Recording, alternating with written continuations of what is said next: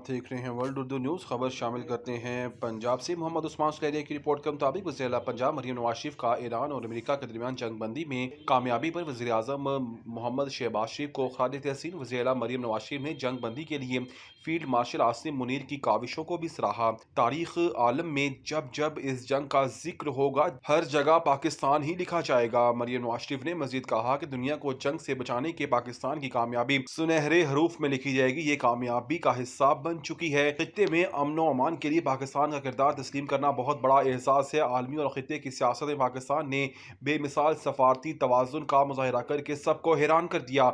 वज़ीर आला पंजाब ने मजीद कहा कि इंशाअल्लाह पाकिस्तान में अमन मुआहिदे के लिए मुज़ाकरात भी कामयाबी से हमकिनार होंगे। दुनिया के कदीमी तहजीब व तमद्दुन को बचाने के लिए पाकिस्तान की काविशों को कभी फरामोश नहीं किया जा सकता।